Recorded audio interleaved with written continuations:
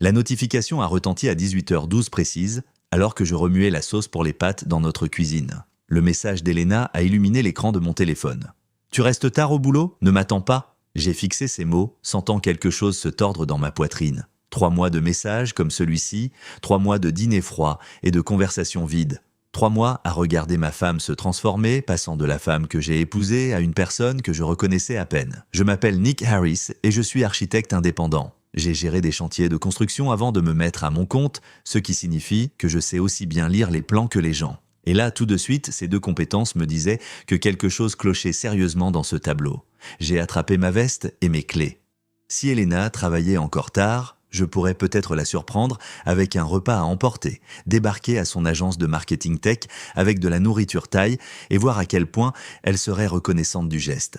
25 minutes plus tard, j'étais assis dans mon pick-up en face de l'immeuble de Pinnacle Digital. Le parking était presque vide. La Honda argentée d'Elena n'était pas là. Mon téléphone a vibré. Un SMS de Lex Morrison, la responsable RH de l'entreprise d'Elena. On s'était croisés à quelques fêtes de bureau et elle avait toujours été sympa. « Hey Nick, question bête. Ça te dit de dîner? Je suis chez Romano, au centre-ville, et manger seul, c'est pathétique. » J'ai regardé l'immeuble de bureau vide, puis le message de Lex. Quelque chose a fait clic dans mon esprit. Pas encore tout à fait un plan, mais le début de quelque chose. « Bien sûr, » ai-je répondu. « J'arrive dans 10 minutes. » Le Romano bourdonnait de la foule habituelle des soirs de semaine.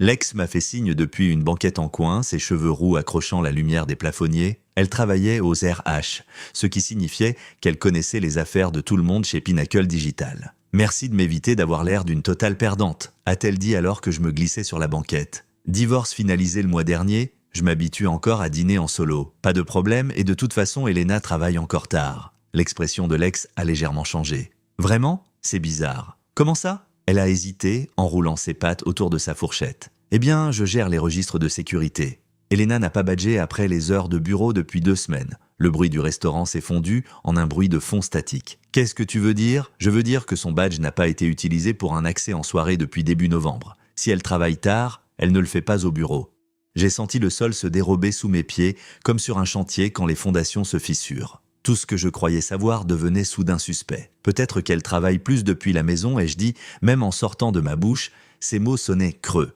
Lex m'a lancé un regard mêlé de sympathie et d'autres choses. « Nick, je ne devrais probablement pas te dire ça, mais elle utilise des codes visiteurs le week-end.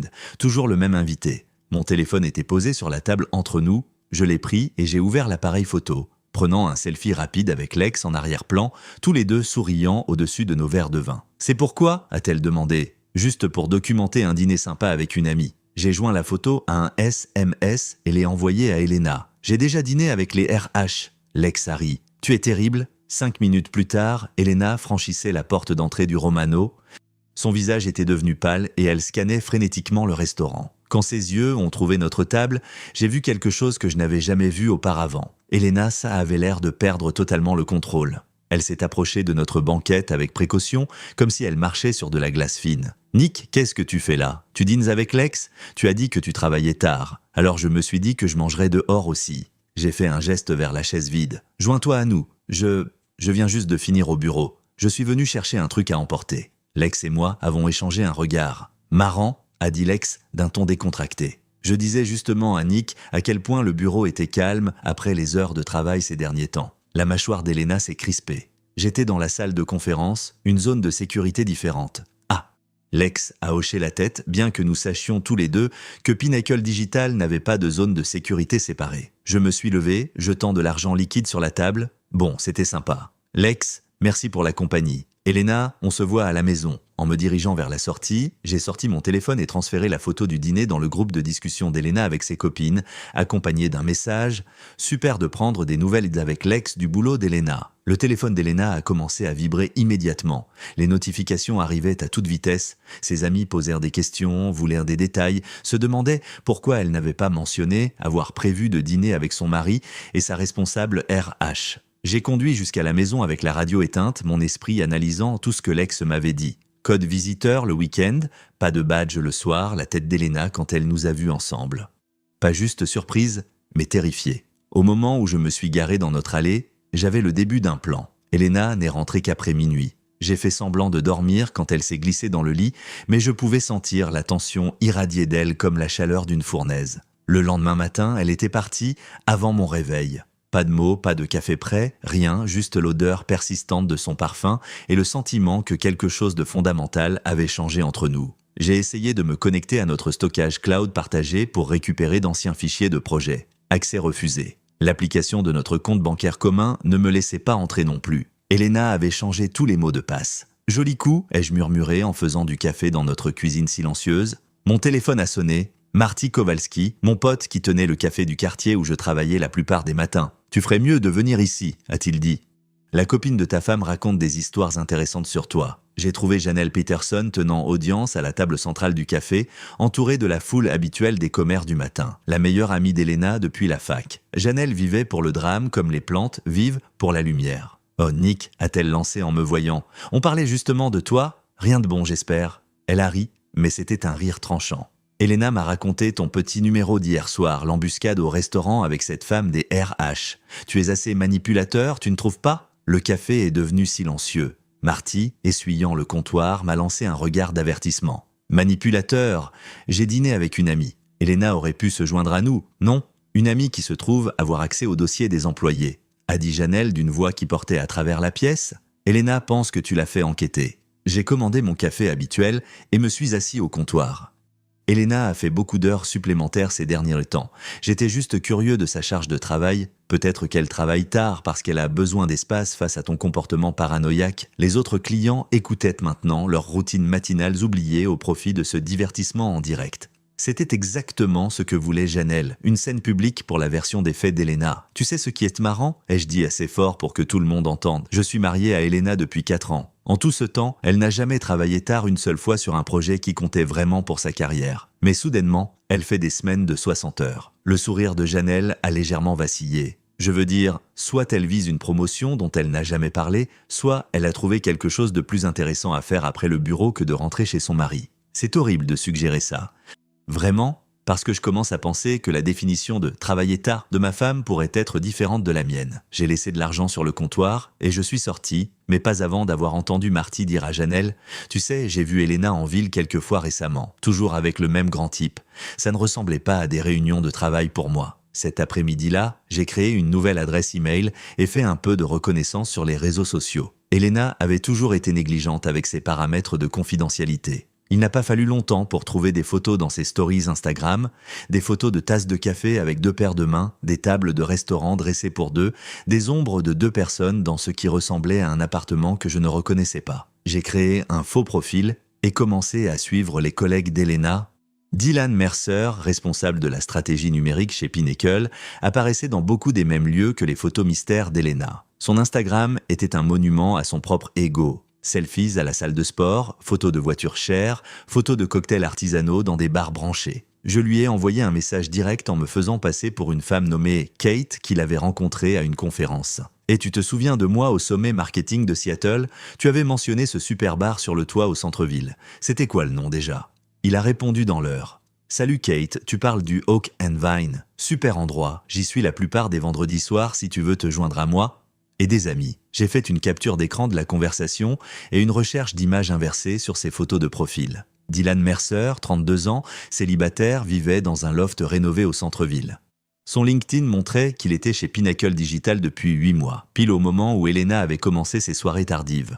Mon téléphone a vibré. Elena m'envoyait un SMS du travail. « Il faut qu'on parle quand je rentre. J'ai hâte », ai-je répondu. Mais d'abord, j'avais un arrêt à faire. Le vendeur du magasin d'électronique avait l'air de s'ennuyer quand je lui ai expliqué ce qu'il me fallait. Traceur Bluetooth, assez petit pour être collé sous un pare-choc de voiture. Bonne autonomie. Pour surveiller un conjoint infidèle, a-t-il demandé ? Quelque chose comme ça. Celui-ci est populaire. Il m'a montré un appareil de la taille d'une pièce de monnaie. Fixation magnétique, batterie de 2 semaines, se connecte à votre téléphone. Totalement légal tant que c'est votre voiture aussi. Elle est enregistrée à nos 2 noms. Alors vous êtes tranquille. J'ai installé le traceur ce soir-là pendant qu'Elena était sous la douche. Ça a pris 30 secondes pour le fixer derrière le passage de roue arrière. Quand elle est redescendue, les cheveux encore humides, elle avait l'air de se préparer au combat. « Je sais ce que tu fais, Nick. Qu'est-ce que je fais ? Tu essaies de me faire passer pour la méchante. Parler à l'ex, envoyer des photos à mes amis, faire courir des rumeurs par ton pote du café. Je me suis appuyé contre le plan de travail de la cuisine. J'ai dîné avec une de tes collègues. Ce n'est pas exactement de l'espionnage. Tu me surveilles. Je devrais ? Elle a croisé les bras. J'ai travaillé dur pour faire avancer ma carrière. Je suis désolé si ça signifie moins de temps pour le bonheur domestique, mais certains d'entre nous ont des ambitions au-delà de mesurer du bois et dessiner des plans d'étage. L'insulte a fait mouche, mais j'ai gardé une expression neutre. Sur quel projet travailles-tu pour qu'il nécessite autant de soirées tardives? Le dossier Morrison, c'est compliqué. Morrison comme l'ex-Morrison? Le visage d'Elena s'est figé. Un autre Morrison. C'est un gros client. Tu ne comprendrais pas les aspects tant techniques. Et c'est toujours. Je ne suis peut-être qu'un charpentier avec une table à dessin, mais je peux probablement suivre. C'est confidentiel. Je ne peux pas discuter des détails. J'ai hoché la tête lentement. D'accord. Eh bien, j'espère que ce comte Morrison apprécie tout le travail du week-end que tu fournis. Quel travail le week-end? Les entrées avec code visiteur, l'ex en a parlé. Elle a dit « Tu as emmené quelqu'un au bureau les samedis ?» Elena est restée silencieuse un long moment. Quand elle a parlé à nouveau, sa voix était différente, plus froide, plus calculatrice. Je pense qu'on devrait envisager une séparation provisoire. Parce que j'ai posé des questions sur tes horaires, parce que tu ne me fais pas confiance. Et franchement, je commence à en avoir assez d'avoir l'impression d'être sous surveillance dans mon propre mariage. Elle laisse monter sans un autre mot. Je l'ai entendu passer des appels. Sa voix trop basse pour distinguer les mots, mais le ton indéniablement urgent. Mon téléphone a sonné avec une notification de l'application de traçage. La voiture d'Elena était en mouvement. J'ai attrapé mes clés. Le traceur m'a conduit à un parking couvert au centre-ville, à 3 pâtés de maison du Oak and Vine. J'ai trouvé la Honda d'Elena au 3e niveau, garée à côté d'une BMW noire avec des plaques personnalisées indiquant DGTL1. Je connaissais ces plaques, la voiture de Dylan Mercer vue sur ses photos Instagram. Je me suis garé 2 rangées plus loin et j'ai attendu. Le parking était faiblement éclairé, parfait pour la surveillance. À travers mon pare-brise, je pouvais voir clairement la voiture d'Elena. 20 minutes plus tard, ils sont apparus. Elena et Dylan marchant près l'un de l'autre, sa main sur son bras à lui. Même de loin, leur langage corporel racontait toute l'histoire. Ce n'était pas une réunion d'affaires ou une amitié décontractée. C'était un couple. J'ai levé mon téléphone et commencé à enregistrer. Ils se sont arrêtés à côté de la BMW et Dylan a attiré Elena contre lui. Ce qui s'est passé ensuite a confirmé tout ce que je soupçonnais. Ils se sont embrassés comme des gens qui le faisaient depuis des mois. À l'aise et familier, j'ai tout capturé. Le baiser, les mains d'Elena dans les cheveux de Dylan, la façon dont elle se pressait contre lui comme elle ne s'était pas pressée contre moi depuis des années. Ils ont parlé pendant quelques minutes, leur voix résonnant contre les murs en béton. Je ne pouvais pas distinguer les mots, mais Elena semblait agitée, gesticulant avec ses mains. Dylan avait l'air frustré, secouant la tête. Finalement, Elena est montée dans sa voiture et est partie. Dylan est resté assis dans sa BMW encore 10 minutes à passer des appels. J'ai suivi Elena jusqu'à la maison en restant bien en retrait. Au moment où je me suis garé dans notre allée, elle était déjà à l'intérieur. Je l'ai trouvée dans la cuisine en train de faire du thé comme si de rien n'était. « C'était comment le boulot ?» ai-je demandé. « Bien, longue journée. Le dossier Morrison t'occupe beaucoup ?» Entre autres choses. Je me suis assis en face d'elle. « Elena, je veux te demander quelque chose et je veux que tu me dises la vérité. » Elle a levé les yeux de son thé. « D'accord, est-ce que tu as une liaison ?» La question a flotté dans l'air entre nous. Le visage d'Elena est passé par plusieurs expressions. Surprise, déni, calcul, et finalement quelque chose comme du soulagement. Oui, je ne m'attendais pas à ce qu'elle l'admette si facilement. Depuis combien de temps? 3 mois, avec Dylan Mercer.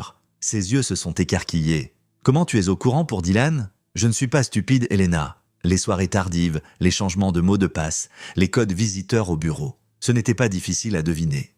Elle a posé sa tasse de thé. Je n'avais pas prévu que ça arrive, mais c'est arrivé. Oui, et tu me mens depuis 3 mois. Je ne voulais pas te faire de mal. J'ai ri, mais sans aucune envie de rire. Tu ne voulais pas me faire de mal? Elena, tu rentres à la maison tous les soirs après avoir passé du temps avec un autre homme. Tu partages notre lit, notre vie, nos conversations, tout en entretenant une relation avec quelqu'un d'autre. En quoi ça me protège du mal? J'essayais de comprendre ce que je voulais. Et qu'est-ce que tu veux? Elle est restée silencieuse un long moment. Je veux être avec Dylan. Alors pourquoi tu n'es pas parti? C'est compliqué. On travaille ensemble et il y a des considérations professionnelles. En plus, toi et moi, on a construit une vie ensemble. Ce n'est pas facile de tout quitter comme ça. Donc, tu pensais avoir les deux. Me garder comme filet de sécurité pendant que tu explorais tes options, ce n'est pas comme ça. C'est comment alors? Elena s'est levée, faisant les 100 pas vers la fenêtre. Dylan me fait me sentir vivante à nouveau. Quand je suis avec lui, je me souviens de qui j'étais avant d'être coincé dans les prêts immobiliers, les courses et tous les trucs banals que le mariage devient. Les trucs banals? Tu veux dire notre vie ensemble? Oui, non, je veux dire... Elle s'est tournée vers moi. Quand est-ce qu'on a arrêté de parler de rêves? Quand est-ce qu'on a arrêté de planifier des aventures? Quand est-ce qu'on est devenus des gens qui discutent de des factures d'électricité au dîner? On est devenus adultes, Elena, on a construit quelque chose ensemble, on a construit une routine. Il y a une différence. J'ai sorti mon téléphone et ouvert la vidéo que j'avais enregistrée dans le parking. C'est à ça que ressemble le fait d'être vivante? Son visage est devenu livide en se regardant embrasser Dylan.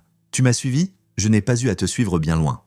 Tu n'es pas aussi prudente que tu le penses. Elena s'est assise, ses mains tremblant légèrement. Qu'est-ce que tu veux de moi? Je veux que tu comprennes que les actes ont des conséquences. Tu as fait des choix et maintenant nous devons tous les deux vivre avec. Qu'est-ce que ça veut dire? Je me suis levé, remettant mon téléphone dans ma poche. Ça veut dire que je ne vais pas te faciliter la tâche. Tu veux Dylan? Tu peux l'avoir, mais tu ne vas pas me garder comme plan de secours pendant que tu vérifies si l'herbe est plus verte ailleurs. Nick, s'il te plaît, on peut en parler rationnellement? On a dépassé le rationnel, Elena. Tu t'en es assurée quand tu as décidé de mener ton évaluation de relation dans mon dos. Je me suis dirigé vers l'escalier. Je dormirai dans la chambre d'amis à partir de maintenant. Et Elena, je commencerai à chercher un autre endroit où vivre. Cette maison est à mon nom. Tu ne peux pas juste me mettre à la porte. Regarde-moi faire. Cette nuit-là, j'ai téléchargé la vidéo du parking sur un compte cloud sécurisé et fait plusieurs copies de sauvegarde. Puis j'ai commencé à planifier mon prochain coup. Elena voulait se sentir vivante. J'étais sur le point de lui montrer à quel point les choses pouvaient devenir vivantes. Le lendemain matin, la voiture d'Elena était partie avant mon réveil. Elle avait laissé un mot sur le comptoir de la cuisine. Je reste chez Janelle jusqu'à ce qu'on puisse régler ça entre adultes. J'ai fait du café et ouvert mon ordinateur portable. L'heure de se mettre au travail. Premier arrêt, l'annuaire de l'entreprise d'Elena. Pinnacle Digital avait un réseau social interne où les employés partageaient des mises à jour de projets et des nouvelles du bureau. J'avais assisté à assez de fêtes d'entreprise pour connaître les identifiants de plusieurs personnes. Elena avait l'habitude de me demander d'aider ses collègues ivres avec leur téléphone. Je me suis connecté en utilisant des identifiants dont je me souvenais d'une fête de Noël et j'ai navigué jusqu'au tableau d'annonce de l'entreprise. Puis j'ai posté la vidéo du parking avec une légende simple. Les relations au travail peuvent être compliquées. Les RH voudront peut-être revoir la section du manuel de l'employé sur la conduite professionnelle. Le poste serait vu par tout le monde chez Pinnacle Digital en quelques heures. Ensuite, j'ai créé un groupe de discussion avec les amis de fac d'Elena, ce qu'elle négligeait ces derniers temps au profit de ses engagements professionnels. Je leur ai envoyé la vidéo accompagnée d'un message. Elena a été tellement occupée par sa carrière dernièrement. Je pensais que vous aimeriez voir à quel point elle est dévouée à son développement professionnel. Mon téléphone a commencé à sonner immédiatement. J'ai laissé la messagerie répondre. Puis j'ai appelé mon propriétaire, M. Rosenthal. Elena et moi louions notre maison de ville, mais le bail était à mon nom uniquement, chose sur laquelle Elena avait insisté pour des raisons de crédit quand nous avions emménagé. M. Rosenthal, c'est Nick Harris. Je dois discuter d'un changement dans ma situation de logement. Tout va bien, Nick? Ma femme va déménager. Je voulais m'assurer qu'il n'y avait pas de problème pour lui retirer l'accès à la propriété. Tant que vous êtes le locataire principal, c'est votre décision. Vous avez besoin d'aide pour changer les serrures? Ce serait super en fait. Quand pouvez-vous le faire? Cet après-midi, ça vous va? À midi, les affaires d'Elena étaient emballées dans des cartons sur le porche. À 14h, les serrures étaient changées. À 16h, mon téléphone affichait 17 appels manqués d'Elena et 43 SMS allant de la colère aux supplications en passant par les menaces. J'étais au café de Marty, travaillant sur des dessins d'architecture, quand Dylan Mercer est entré. Il a regardé autour de lui dans le petit espace comme s'il s'encanaillait, son costume cher et ses cheveux parfaits dénotant parmi les habitués de la classe ouvrière. Quand il m'a repéré, sa mâchoire s'est crispée. « Il faut qu'on parle », a-t-il dit. « Vraiment ? Dehors !» J'ai sauvegardé mon travail et je l'ai suivi sur le trottoir. Dylan était plus costaud que moi. Il passait probablement beaucoup de temps à la salle de sport. Mais il avait l'air mou de quelqu'un qui ne s'était jamais vraiment battu. « Tu dois retirer cette vidéo », a-t-il dit. « Quelle vidéo ? Ne joue pas à ça. Celle que tu as postée sur le réseau de l'entreprise. Oh, cette vidéo, celle de toi et ma femme dans un parking. C'est en train de détruire nos deux carrières. Tu aurais probablement dû y penser avant de commencer à coucher avec une femme mariée. » Dylan s'est approché, essayant de m'intimider. « Elena m'a parlé de ton comportement contrôlant, de la surveillance, de la paranoïa. Elle a dit que tu étais instable depuis des mois. » Instable ? J'ai découvert que ma femme me trompait et je l'ai documenté. Ça me semble plutôt rationnel. Tu nous harcèles ? Je partage des informations factuelles sur ta relation avec ma femme. Si ça ressemble à du harcèlement, peut-être que tu devrais reconsidérer tes choix. Retire la vidéo ou il y aura des conséquences. J'ai ri. Des conséquences ? Comme quoi ? Tu vas me signaler au RH ? Je pense qu'ils sont un peu occupés en ce moment à examiner ta conduite professionnelle. Le visage de Dylan a rougi. Tu ne sais pas à qui tu t'en prends? Je sais exactement à qui je m'en prends. Je m'en prends à un type qui séduit des femmes mariées et menace ensuite leur mari quand il se fait prendre. Il a attrapé ma chemise, me tirant vers lui. Je te préviens. Et moi je te préviens. J'ai gardé ma voix calme, conversationnelle. Lâche-moi ou j'ajoute agression à la liste des choses pour lesquelles le nouveau copain d'Elena est connu. Dylan m'a lâché regardant nerveusement autour de lui. Plusieurs clients du café étaient en sortie pour regarder. « Ce n'est pas fini », a-t-il dit. « Tu as raison, ça ne l'est pas. Ce soir-là, j'ai reçu un appel de l'ex Morrison. Nick, tu dois savoir ce qu'il s'est passé au boulot aujourd'hui. Je t'écoute. Elena et Dylan ont tous les deux été convoqués au RH séparément. Cette vidéo que tu as postée a fait grand bruit. Bien, Elena prétend que tu la harcèles. Elle a déposé une plainte auprès de la sécurité de l'immeuble. Laisse-la faire. Je ne me suis pas approché de son lieu de travail. Dylan est dans une situation pire. Il s'avère que ce n'est pas sa première relation au travail. Les RH ont trouvé 2 autres plaintes de femmes qui ont dit qu'il leur avait mis la pression pour sortir avec lui. Intéressant. Elena le défend, disant que ces femmes mentent. Ça ne passe pas bien auprès de la direction. Qu'est-ce que l'entreprise va faire? Officiellement, ils mènent une enquête. Officieusement, Dylan va probablement être viré et la réputation d'Elena est ruinée. Personne ne veut travailler avec quelqu'un qui apporte ce genre de drame au bureau. Après avoir raccroché avec l'ex, j'ai ouvert mon ordinateur et vérifié les réseaux sociaux d'Elena. Elle avait posté une longue déclaration sur de fausses accusations et des attaques malveillantes contre sa personne. La section des commentaires était brutale. Ses amis, sa famille, ses collègues, tout le monde avait vu la vidéo maintenant. Janelle avait posté sa propre déclaration, prenant ses distances avec les mauvais choix d'Elena et exprimant sa sympathie pour moi en tant que partie lésée. Mon téléphone a vibré avec un SMS d'Elena. « S'il te plaît, appelle-moi, on peut arranger ça. » J'ai répondu « Tu as raison, on peut arranger ça. Tu peux déménager définitivement et demander le divorce. J'ai fait une erreur, c'est fini avec Dylan. » Parce qu'il va être viré ou parce que tu t'es fait prendre? Elle n'a pas répondu. Je me suis versé un verre et je me suis assis sur mon Porsche, regardant la rue calme du quartier. Pour la première fois depuis des mois, j'avais l'impression de pouvoir respirer. Mais je n'avais pas encore fini. 2 semaines plus tard, Dylan Mercer a été officiellement licencié de Pinnacle Digital. Elena avait été mise à pied à titre conservatoire en attendant la fin de l'enquête des RH.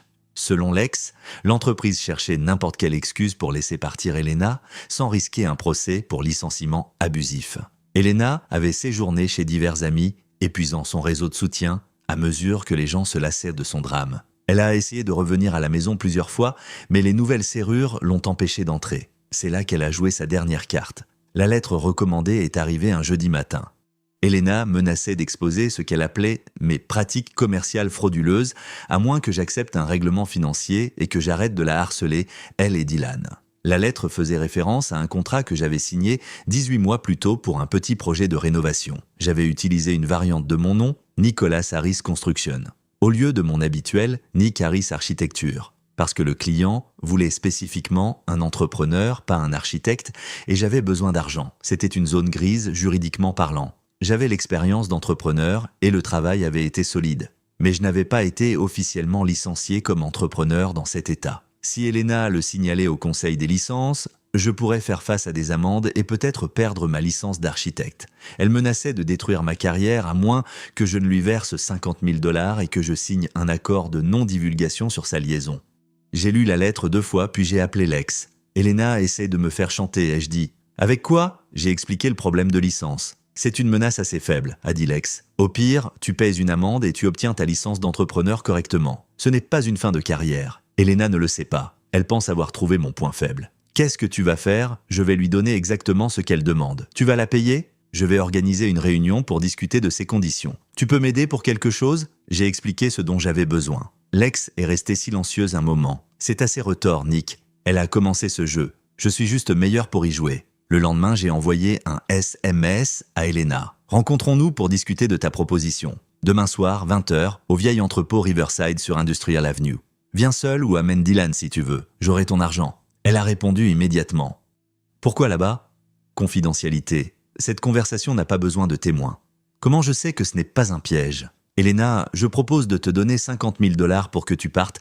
Quel genre de piège ce serait? L'entrepôt Riverside était abandonné depuis 2 ans, une victime du ralentissement économique. J'avais travaillé sur la construction d'origine, donc je connaissais bien la disposition. Plus important encore, je savais quelles entrées avaient la meilleure acoustique. Je suis arrivé 1 heure en avance et j'ai installé mon équipement. L'ex m'avait fourni un appareil d'enregistrement de haute qualité, assez petit pour être caché, mais assez puissant pour capturer un son clair à travers la pièce. Elena et Dylan sont arrivés ensemble à 20 heures précises. Ils avaient l'air nerveux, regardant constamment autour d'eux dans l'espace vide. « Où est l'argent » a demandé Elena. J'ai fait un geste vers une mallette sur une table proche. Il était là. « Mais d'abord, je veux entendre tes conditions en détail. » Dylan s'est avancé. « Les conditions sont simples. 50 000 $. Tu signes le NDA et tu arrêtes de nous harceler. »« Vous harceler ?» J'ai posté une vidéo montrant ce que vous faisiez. Tu as détruit nos carrières, a dit Elena. Dylan a perdu son travail à cause de toi. Dylan a perdu son travail parce qu'il couchait avec une collègue mariée. Ça s'appelle des conséquences. Tu nous as traqués. Tu as violé notre vie privée. J'ai sorti mon téléphone et lancé une application de mémo vocale en m'assurant qu'il voyait ce que je faisais. Enregistrons ça. Elena, admets-tu avoir eu une liaison avec Dylan ? Oui, mais ça ne te donne pas le droit de... Et Dylan, admets-tu avoir sciemment poursuivi une relation avec une femme mariée ? C'est ridicule, a dit Dylan. On n'est pas là pour confesser quoi que ce soit. En fait, si, parce que je veux m'assurer qu'on est tous clairs sur ce qui s'est passé avant que j'accepte n'importe quelle condition. Elena a regardé la mallette. Donne-nous juste l'argent et signe le NDA. Voilà le truc, Elena. J'ai réfléchi à ta menace de signaler mon problème de licence. Et j'ai réalisé quelque chose d'intéressant. Quoi ? Le projet que tu menaces de signaler ? Celui où j'ai utilisé Nicolas Harris Construction ? J'ai toute la documentation pour ce travail. Permis, inspection, communication avec le client, tout. Dylan a froncé les sourcils. Et alors le client a spécifiquement demandé que le travail soit fait par un entrepreneur, pas un architecte.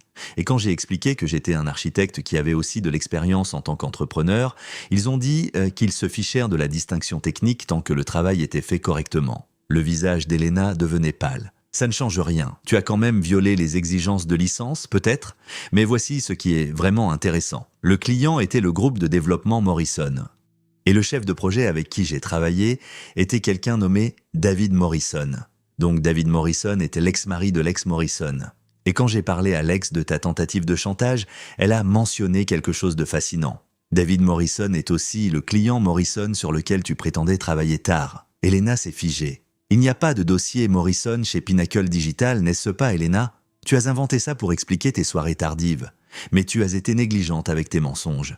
Tu as utilisé le nom d'une vraie personne avec qui j'avais réellement travaillé. C'est une coïncidence. Vraiment ? Parce que quand j'ai appelé David Morrison pour poser des questions sur les potentiels problèmes de licence avec notre projet, il m'a dit quelque chose de très intéressant. Il a dit que son ex-femme, Lex, avait mentionné que quelqu'un de chez Pinnacle Digital posait des questions sur lui. Quelqu'un qui prétendait travailler sur un dossier Morrison. Dylan avait l'air confus. Qu'est-ce que ça a à voir avec quoi que ce soit ? Ça veut dire qu'Elena a menti à tout le monde. Elle m'a menti sur le fait de travailler tard. Elle a menti à son entreprise sur le dossier Morrison et elle a utilisé le nom de David Morrison pour couvrir ses traces. J'ai ouvert la mallette, révélant non pas de l'argent, mais une pile de documents. Ce sont des copies de chaque mensonge que tu as raconté ces 3 derniers mois, Elena. SMS, registre de sécurité, témoignages, conversations enregistrées, y compris celle-ci. Elena a réalisé ce qui se passait. Tu enregistres ça ? Je documente ta tentative de me faire chanter ? Oui. Dylan s'est avancé vers moi agressivement. Éteins cet enregistreur. Je ne crois pas, non. Éteins-le ou je l'éteins pour toi. Vas-y, agresse-moi pendant que j'enregistre notre conversation sur votre liaison et le plan de chantage d'Elena. Ça fera très bien au tribunal. Dylan s'est arrêté, ses mains serrées en poing. Voici ce qui va se passer, ai-je continué. Elena, tu vas retirer ta menace de chantage. Dylan, tu vas rester loin de nous deux et vous allez tous les deux disparaître de ma vie définitivement. Et si on ne le fait pas ? A demandé Elena. Alors je diffuse toute cette documentation à tous ceux qui comptent. Ta famille, tes amis restants, tes contacts professionnels et la police. Tu ne peux pas prouver le chantage, a dit Dylan. En fait, si. La lettre d'Elena menaçant de me dénoncer à moins que je lui verse de l'argent. C'est de l'extorsion caractérisée. Cet enregistrement de vous deux admettant la liaison et exigeant un paiement, c'est une preuve. Elena pleurait maintenant, mais s'éternit des larmes de colère. « Tu ne peux pas nous faire ça ? Je ne vous fais rien. Je refuse simplement d'être la victime de vos mauvais choix. » J'ai remballé l'équipement d'enregistrement et me suis dirigé vers la sortie. « L'argent ?» a appelé Elena derrière moi. « Qu'en est-il de l'argent ? » ?»« Il n'y a pas d'argent, Elena. Il n'y en a jamais eu. Tout comme il n'y avait pas de dossier Morrison, pas de projet de travail tardif et pas d'avenir pour toi et Dylan. » Je les ai laissés debout dans l'entrepôt vide, leur voix résonnant contre les murs de béton alors qu'ils se disputaient pour savoir à qui la faute si leur plan avait échoué. 3 jours plus tard, Elena a signé les papiers du divorce sans rien contester. Dylan a quitté la ville, prenant apparemment un emploi dans un autre état. Elena est retournée vivre chez ses parents, sa réputation en ruine et ses perspectives de carrière détruites. J'ai gardé la maison, mon entreprise et mon amour-propre. Parfois, la vengeance ne consiste pas à rendre l'appareil. Parfois, il s'agit de s'assurer que la vérité a des conséquences. Elena avait dit qu'elle voulait se sentir vivante à nouveau. Je lui avais montré exactement ce que cela faisait. N'oubliez pas de liker et de vous abonner pour ne rien rater des prochaines histoires. Et dites-moi en commentaire d'où est-ce que vous nous écoutez.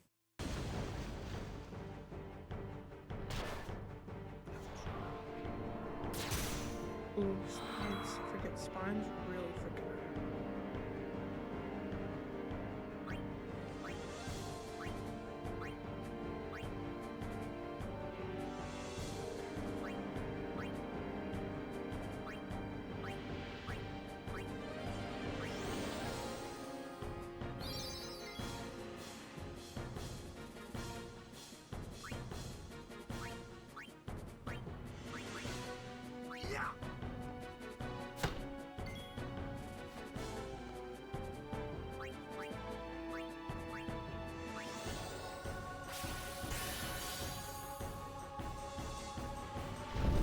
I like his ability, that Lancelot ability. Bibony. I cannot English. Oh crap, I need to do this. Ooh, wait.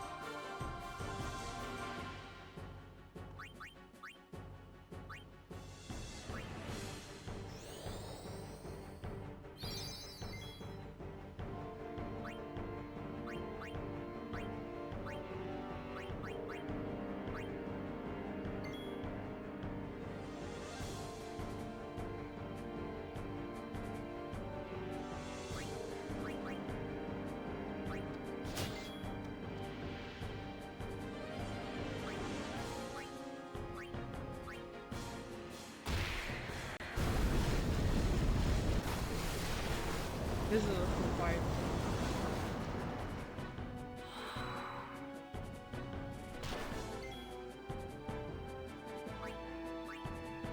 Oh, he's dead.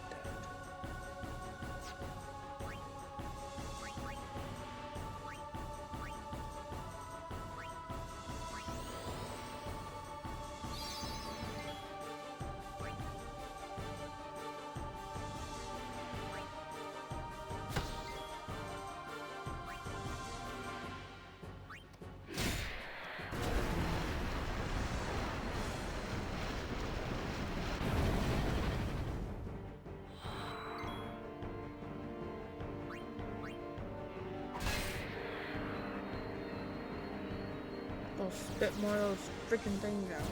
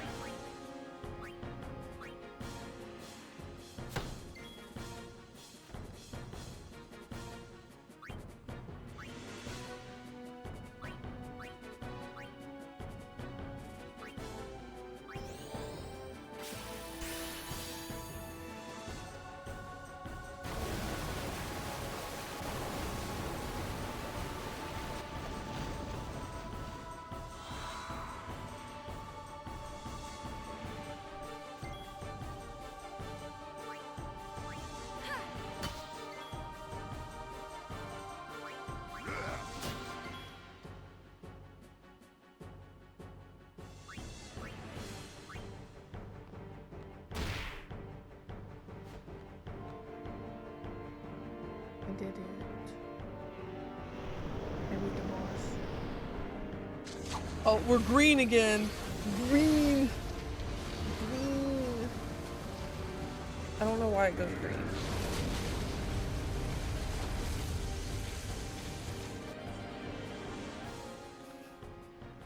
I felt like I should have just started talking like the alien. Like, yeah, I'm green. Like, I feel like I should have started talking. Trying to connect to the mothership. The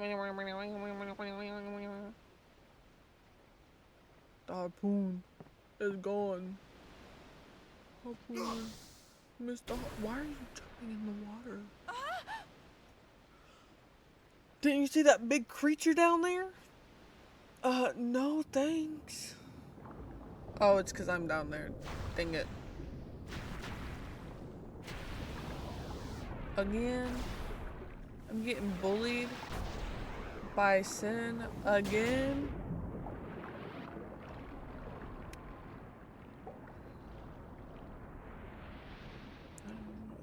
Dead fish.